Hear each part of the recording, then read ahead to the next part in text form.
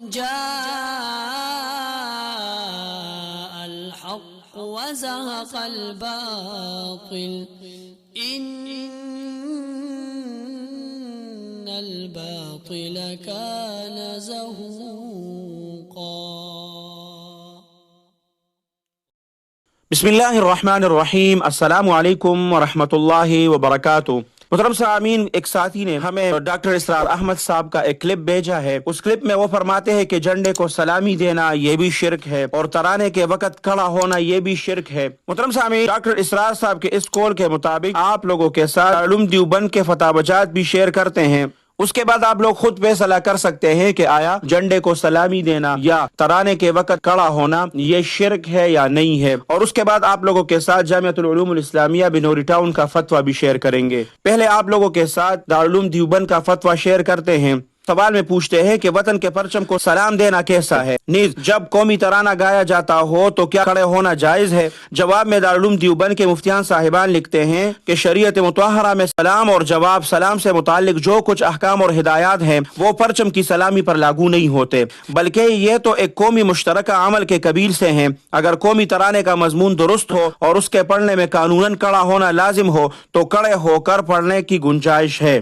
محترم سامعین، دارالعلوم دیوبند کے مفتیان حضرات سے دوسرا سوال پوچھتے ہیں کہ جھنڈے کو سلامی دینا، مسئلہ یہ ہے کہ کسی بھی ملک کا جھنڈا اور پرچم اس ملک کی عزت، بلندی اور شان کا نشان ہوتا ہے۔ ہمارے ملک ہندوستان کا بھی۔ محترم سامعین، چونکہ یہ دارالعلوم دیوبند کا فتویٰ ہے تو اس لیے یہاں پر ہمارے ملک ہندوستان کا لفظ استعمال کیا گیا ہے۔ کہتے ہیں کہ ہمارے ملک ہندوستان کا بھی ایک پرچم ہے جو انہی چیزوں کی علامت اور نشانی ہے۔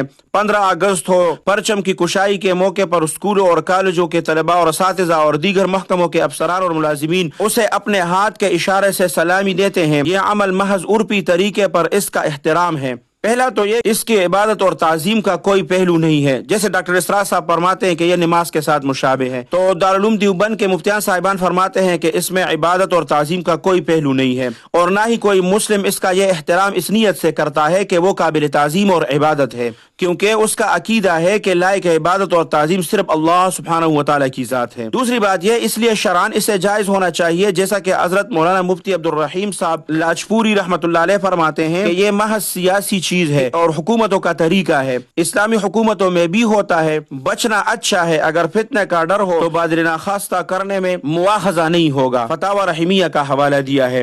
حضرت مولانا مفتی کفایت اللہ صاحب رحمۃ اللہ علیہ فرماتے ہیں کہ جھنڈے کو سلامی مسلم لیگ بھی کرتی تھی اور اسلامی حکومتوں میں بھی ہوتی ہے، وہ ایک قومی عمل ہے، اس میں اصلاح ہو سکتی ہے، مگر مطلقاً اس کو مشرکانہ فعل قرار دینا یہ صحیح نہیں ہے۔ محترم سامعین، آگے حضرت مولانا خالد سیف اللہ رحمانی صاحب فرماتے ہیں کہ جھنڈا لہرانا درست ہے اور اہل علم نے اس کو جائز قرار دیا ہے، البتہ اس موقع پر ایسا عمل کرنا جس سے جھنڈے کے غیر معمولی تعظیم ظاہر ہوتی ہو، جیسے دونوں ہاتھ جوڑنا یا جھکنا، یہ جائز نہیں ہے۔ محترم سامعین، آگے دارالعلوم دیوبند کے مفتیان حضرات نے اس کے دلائل بھی ذکر کیے ہیں، لیکن آپ لوگوں کے ساتھ آگے ایک اور سوال بھی شیئر کرتے ہیں دارالعلوم دیوبند کا۔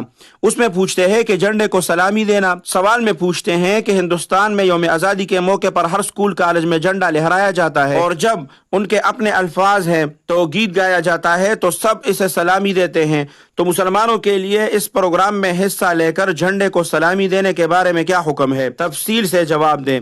جواب میں دارالعلوم دیوبند کے مفتیان حضرات لکھتے ہیں کہ جھنڈے کو سلامی دینا، اس کے سامنے گیت گانے کے مذہب اسلام میں اجازت نہیں ہے، ایسا کرنے سے سخت گناہ ہوگا، لیکن مفتی اعظم ہند حضرت مولانا مفتی کفایت اللہ صاحب رحمۃ اللہ علیہ کے فتوے کے مطابق یہ فعل ملکی حمیت کے طور پر کیا جاتا ہے اور اس کا ایمان سے کوئی تعلق نہیں ہے، اس لیے جائز ہے۔ محترم سامعین، اب آپ لوگوں کے ساتھ آخر میں جامعۃ العلوم الاسلامیہ بنوری ٹاؤن کا فتویٰ بھی شیئر کرتے ہیں۔ عنوان ان کو دیا گیا ہے کہ قومی پرچم کو سلامی دینے کا حکم۔ سوال میں پوچھتے ہیں کہ کیا قومی پرچم کے سامنے جھک کر سلامی دینا جائز ہے؟ جواب میں جامعۃ العلوم الاسلامیہ بنوری ٹاؤن کے مفتیان حضرات لکھتے ہیں کہ جھنڈے کے سامنے کھڑا ہونا یا سلامی پیش کرنا ایک قومی یا فوجی عمل ہے، اس کی اجازت ہے، البتہ جھکنا درست نہیں ہے، اس لیے کہ شریعت میں جھک کر تعظیم سے روکا گیا ہے، لیکن اسے مشرکانہ فعل نہیں کہا جا سکتا، اور فتاوی شامی کا آگے حوالہ دیا ہے۔ آگے جامعۃ العلوم الاسلامیہ بنوری ٹاؤن کے مفتیان حضرات لکھتے ہیں کہ مفتی اعظم ہند حضرت مفتی کفایت اللہ صاحب رحمۃ اللہ علیہ فرماتے ہیں کہ جھنڈے کو سلامی مسلم لیگ بھی کرتی تھی اور اسلامی حکومتوں میں بھی ہوتی ہے، وہ ایک قومی عمل ہے، اس میں اصلاح ہو سکتی ہے، مگر مطلقاً اس کو مشرکانہ فعل قرار دینا صحیح نہیں ہے۔ مفتی عبدالرحیم صاحب لاجپوری رحمۃ اللہ علیہ فرماتے ہیں کہ یہ محض سیاسی چیز ہے اور حکومتوں کا طریقہ ہے، اسلامی حکومتوں میں بھی ہوتا ہے۔ بچنا اچھا ہے، اگر فتنہ کا ڈر ہو تو بادر ناخواستہ کرنے میں مواخذہ نہیں ہوگا۔